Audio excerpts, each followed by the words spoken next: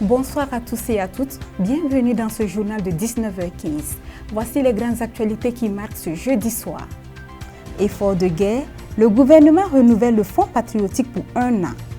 Coopération bilatérale, la Russie réaffirme son soutien au Burkina Faso. Mesdames et messieurs, de plus, bienvenue au 19h15 de ce jeudi soir. Les Burkinabés sont encore appelés à consentir pendant 1 année à l'effort de guerre.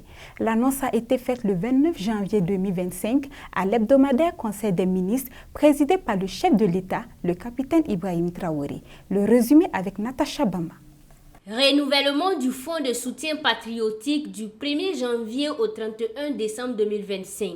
Après examen du dossier ayant institué le fonds, le Conseil des ministres du 29 janvier a jugé nécessaire de poursuivre sa mise en œuvre.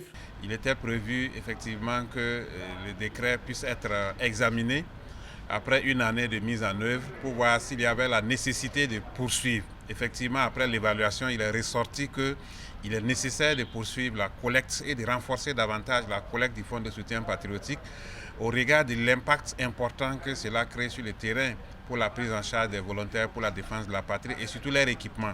Donc, à partir de ce décret, il est autorisé pour l'année 2025, du 1er janvier au 31 décembre 2025, la collecte du fonds de soutien patriotique pour faire face à cette dépense importante pour la sécurisation du territoire et renforcer bien sûr la prise en charge des volontaires pour la défense de la patrie. Au titre du ministère de l'Industrie, du Commerce et de l'Artisanat, le Conseil a adopté 2 décrets. Le premier est relatif à l'approbation des statuts particuliers de la Chambre des métiers de l'artisanat du Burkina Faso. Quant au second décret, il porte dissolution des organes consulaires de la Chambre des métiers de l'artisanat du Burkina Faso et mise en place d'une délégation consulaire pour assurer les affaires courantes jusqu'aux prochaines élections consulaires. L'adoption de ces 2 décrets s'inscrit dans la dynamique de refondation de l'État à travers donc la reformulation de certains statuts de structures étatiques importantes, stratégiques pour la bonne marche de notre économie. Et leur adoption vient ici permettre à la Chambre des métiers de l'artisanat du Burkina Faso de pouvoir disposer de tous les outils nécessaires pour mener sereinement à bien ses missions. Elles viennent ici préciser le rôle des différents acteurs et recadrer l'utilisation des ressources qui sont faites et permettre à l'administration de la structure de pouvoir donc atteindre les objectifs qui lui sont assignés. Au titre de la présidence du Faso, le Conseil a adopté un rapport relatif à l'aménagement et à la stabilisation de 30 km de routes urbaines à Bobo-Dioulasso, Koudougou et Ouagadougou. Ce projet est la phase pilote de l'initiative présidentielle Faso-Mebo en sa composante 2 relative au réaménagement et à l'embellissement urbain. Il faut dire que l'objectif visé est de décongestionner, de fluidifier le trafic, de sécuriser les usagers et de réduire la pollution, en l'occurrence la boue en saison pluvieuse et la poussière naturellement en saison sèche. Le financement de ce projet est assuré par le budget du Bureau national des grands projets du Burkina Faso à travers l'initiative présidentielle Faso-Mebo pour la gestion budgétaire 2025. Un pas de plus vers l'intégration régionale. Ce 29 janvier 2025, le président du Faso, le capitaine Ibrahim Traoré, a reçu son passeport biométrique de la Confédération des États du Sahel, marquant ainsi un tournant dans l'intégration régionale. Ce nouveau document, valable dans les 3 pays membres de l'AES, ne remplace pas systématiquement l'ancien passeport qui reste valable jusqu'à date d'expiration.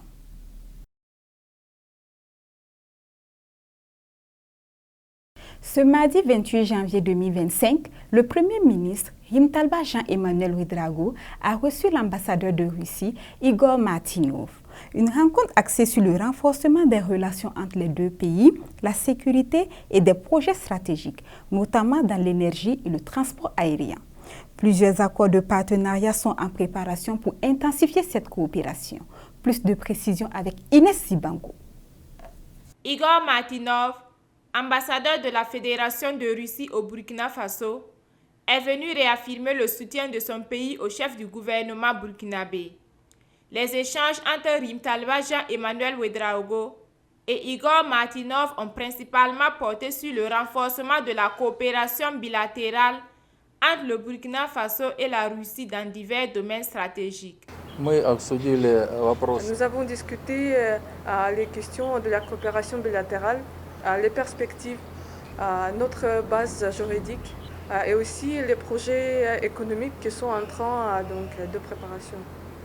Nous avons mis d'accord sur les contacts avec l'administration du Premier ministre.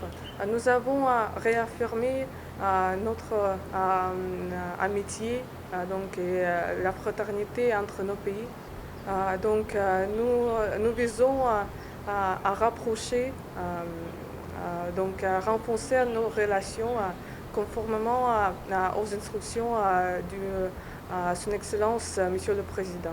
Nous voulons renforcer nos relations dans tous les domaines de coopération.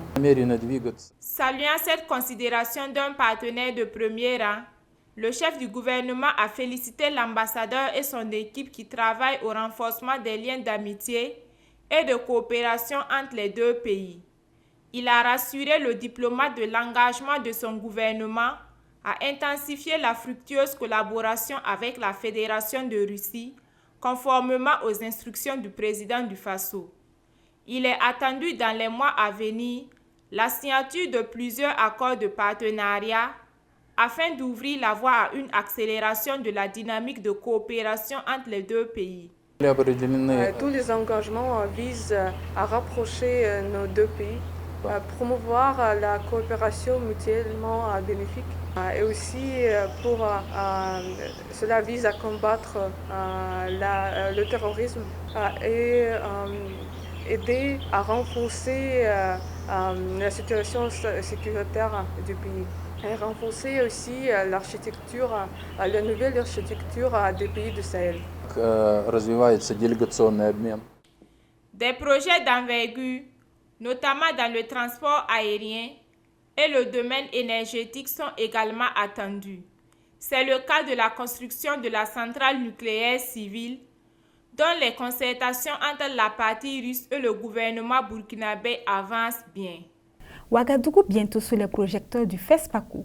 Le Burkina Faso se prépare activement pour la 29e édition du FESPACO qui se tiendra le 22 février au 1er mars 2025. À cet effet, le Premier ministre Rimtalba Jean-Emmanuel Ouedraogo a reçu ce mardi une délégation tchadienne conduite par Abdoulaye Souleymane Babélé pour faire le point sur la participation du Tchad, pays invité d'honneur. Plus de détails avec Inès Zibango. Une délégation du pays invité d'honneur de la 29e édition du FESPACO chez le Premier ministre Rimtalba Jean-Emmanuel Ouedraogo. La délégation conduite par le secrétaire général du ministère en charge de la culture du Tchad est venue faire le point des préparatifs de la 29e édition du Festival panafricain du cinéma et de la télévision de Ouagadougou. Nous sommes venus faire le point à son Excellence Monsieur le Premier ministre sur l'état des préparatifs au niveau de N'Djamena. Donc, comme vous le savez, en tant que pays invité d'honneur, nous sommes en train de mobiliser une très forte délégation et cette forte délégation sera à la hauteur de la découverte et de la promotion de nos cultures et la découverte de notre patrimoine culturel et touristique ici à Ouagadougou. Donc nous avons eu l'honneur d'avoir un site qui abritera les villages, qui sera dénommé les villages Tchad au FESPACO. C'est sur ces villages-là où toutes les cultures, ne serait-ce que le Tchad en miniature sera représenté. Son Excellence, Monsieur le Premier ministre, étant aussi un homme de culture, il nous a donné aussi des orientations et des conseils avisés pour la bonne préparation au niveau de N'Djamena et aussi au niveau de Ouagadougou. Le Premier ministre a exprimé à la délégation tchadienne la détermination des autorités burkinabées à assurer le succès de cette manifestation. Rimtalba Jean-Emmanuel Ouedraogo, s'adressant au comité national d'organisation, a insisté sur l'importance des détails dans l'organisation de l'événement et le ministre en charge de la culture, Pengedwende Gilbert Ouedraogo, d'affirmer que les préparatifs avancent convenablement. La délégation tchadienne a pu toucher du doigt tout le dispositif organisationnel qui est mis en place, depuis la logistique, depuis jusqu'à l'hébergement. Donc nous avons tout passé en revue parce que nous entendons réserver à la délégation, la forte délégation tchadienne qui viendra, nous entendons leur réserver un bel accueil. Nous voulons que leur séjour soit totalement satisfaisant, que les réalisateurs dont les films sont en compétition puissent également évoluer sereinement durant le festival. Vous savez que le FESPACO, c'est non seulement la compétition des films, mais c'est aussi tout ce qu'il y a comme atelier de formation, comme masterclass, tout ce qu'il y a comme rencontre professionnelle autour.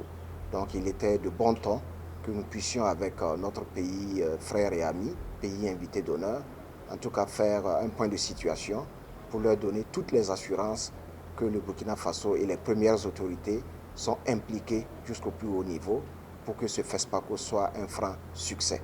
Placé sous le thème Cinéma d'Afrique et identité culturelle, la 29e édition du FESPACO a retenu 235 films parmi les 1351 œuvres enregistrées. Le cinéma africain à l'honneur. Rendez-vous en février pour un festival d'exception.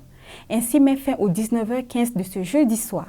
Avant de se quitter, rappelons-nous de ce proverbe aussi qui dit « La pierre qui tombe sur l'herbe ne fait pas de bruit, mais elle tue l'herbe ». Pour dire que parfois, des actions discrètes et puissantes ont un grand impact. Nous vous remercions de nous avoir suivis et nous vous donnons rendez-vous demain pour une nouvelle édition. Bonsoir.